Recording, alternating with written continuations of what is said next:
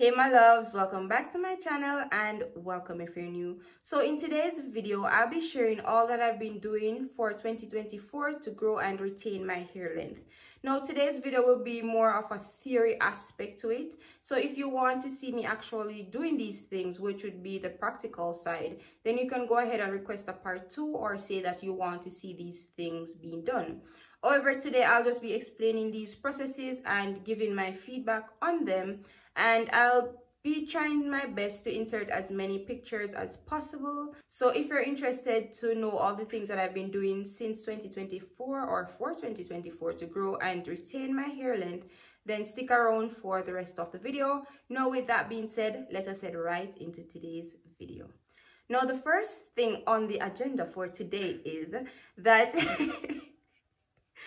I have started to use one type of shampoo, and I chose VO5 as my shampoo and conditioner. So normally in the past, I don't know if I've spoken about this before, but I would just use shampoo, and that's on Growing Up Broke. So I was not able to afford, hair products, shampoo, conditioner. So oftentimes I would only use shampoo alone to cleanse my hair, which we all know that is not going to cut it when it comes on to hair growth. I can remember a few times where I've used soap, like if you're Jamaican, you know the blue soap that I'm talking about, or like bathing soap to wash my hair when things were like really bad. So I am coming from a far way when I'm telling you that, I have been on this hair growth journey for a while and it hasn't been easy.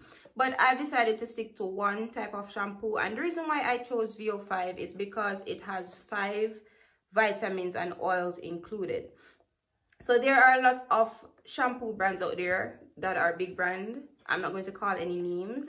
And when you look on the ingredient list, there isn't much substance to it. And what I mean by substance is that there isn't much natural things in it, like rosemary. Do you have a little aloe vera? What do you have to offer me? So I decided to go for a brand that offers me exactly what I am looking for.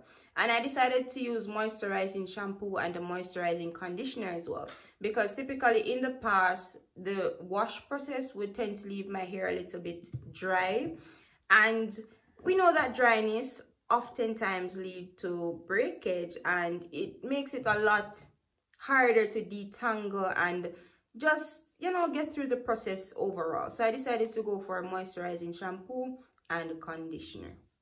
I've also started to use this fat oil peppermint. It's essential oil. So I add a few drops to my shampoo and I add a few drops to my oils as well. And I don't know about anyone, but I'm an addict for peppermint. The feel of the minty feel on my scalp, I literally love that. I feel as though it makes your scalp feel a lot cleaner when it's in the shampoo, and it also opens up the hair follicles so the oils can penetrate deeper into it, and I love that aspect of it as well. So we're moving on to conditioner. So for this year I created a conditioning routine based on LCO. So we all know that LCO is liquid, conditioner and oil, and that's the conditioner or moisturizing routine that I've been using for years now. And I created a moisturizing routine which is chef's kiss. And I'm not just saying that because there's this saying, the fisherman is not going to say that in fish smell, but it's not a case where I would not honestly critique and give my honest feedback. If it wasn't great, then I would say it wasn't great, but it was amazing, so I do have to say so myself. So for the process, I'm just going to quickly break it down. I started off with water, then I applied some leave-in conditioner, then I went in with my aloe vera. I added some of my hair butter that I made, and during the course of that time I was using my rosemary hair butter, and I'm going to get into that shortly. So I did the rosemary butter, and then I went in again with another leave-in conditioner. So I was using 2 conditioner at the time, the butter, aloe vera liquid and oil. I would seal everything in the end with oil, And once the process was done, I would add oil to my scalp as well, and that would be my moisturizing routine. And trust and believe that that kept moisture in my hair for like up to 10 days. During that period, that was the most moisturized my hair has been. Like normally for me, I would moisturize my hair twice for the week, but doing this routine, I did not have to do it twice for the week. It was just on me because in Jamaica it's very, very hot, so I would just apply a little moisturizer to the end of my hair, and that would pretty much be it. But I would not have to like do a moisturizing routine 2 times for the week anymore. Now I'll be sharing some of the butters that I've experimented with. So for this year, I experimented with 3 butters. I did a hibiscus, I did moringa, I did rosemary. And overall for me, my most favorite one was the rosemary one. One of which was the scent was to die for. The scent was amazing. I don't know where that fragrance came from because I did not add any like essential oils or anything to it. But it had an amazing scent, like smell up the place, you know. So so I really like that one, and when I use it, it made my hair feel really, really, really, really soft. So I really enjoyed the rosemary one. That was my favorite one so far. The moringa one was my least favorite one because it had like a strong scent that I did not really like. So that was my least favorite one. I liked the hibiscus one as well. It gave my hair like this soft feel to it. So you know, it apply your water, your moisturizer, then you go in with the butter, and my hair felt really soft. So it would be the rosemary, hibiscus, and moringa. And I do have the videos on my channel. I'll also be putting like the thumbnails here, so if you are interested to see the rosemary one, to see the hibiscus, or whatever it might be, then you can find that video easily on my channel. Now we're going to move on to the oils that I've experimented with this year. So this year, I wouldn't say that I did that much experimenting with oils. I did a herb infused oil, which again, I really love that one. And I did a oil blend infusion. So I bought a few different oil blends and I mixed them together, but I didn't really like that one. So I decided, like, going forward, the herb infused oil, definitely, along with, of course, my Jamaican black castor oil and jojoba oil and grapeseed oil and all those other oils that I've been included in my hair routine. So for oils, as I've said, I didn't do a lot of experimenting with oils this year, but the herb infused oil was by far my favorite, even though there wasn't many competitors or rivals, but that was my favorite. Finally, we're going to move on to the teas that I've experimented with for this year. So again, when it comes on to tea, there wasn't much competition because I only did, I think, 2 teas for this year. So I did, firstly, I started off with rosemary and moringa. That was just it at first. No, I lie.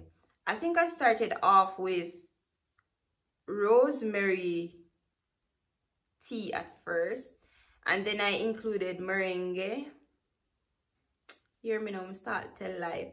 I started off with rosemary and moringa. That was the first tea that I did, and I would say that I liked it. However, I found that when I applied like the tea to my scalp, it would give a little burning sensation, which would probably indicate, you know, like it is too potent or whatever. So over the course of the time, I adjusted the moringa that I would use and the rosemary, and I found that the tingly burning feeling would not be there anymore. So when it comes down to experimenting and doing your teas, it is so crucial to make sure that you're doing the right dosage, as you don't want it to have adverse or negative effects rather than beneficial effects. The second tea, and I think this was the final one because I didn't do any adjustments after this, was an inclusion of hibiscus. So you had rosemary, moringa, and hibiscus. And this one was the perfect tea combination for moi's hair. Again, I cannot speak on anyone. I don't know if you'd use it and you would get benefits from it. But for me, rosemary, hibiscus, and moringa decreased my shedding significantly throughout this year. Like, this was the most, I would say this was the year that I saw the least shedding overall in my entire life. And I attribute that mostly to the tea, the tree blend tea, rosemary, moringa, and hibiscus, because using that during that period of time is when I saw that significant decrease in shedding. So again, it was amazing. And to be honest, looking back this year, I have done so many experimenting, and for me, I feel as though if you're a natural trying to grow your hair, you have to do some sort of experimenting. You might not experiment on the deep levels that I am willing to go or another person is, but you need to do some experimenting. I'm not saying that store-made products won't give you the results that you're looking for, but what I'm saying is that experimenting might give you that competitive advantage, or it might just give you that edge that you're looking for to either get some extra thickness or length or reduce your shedding, whatever the case might be. But experimenting is an amazing way to see results in your hair growth journey, and these are just some of the things that I've done throughout the year. So again, I decided to stick with one shampoo and conditioner. I created an intense moisturizing routine.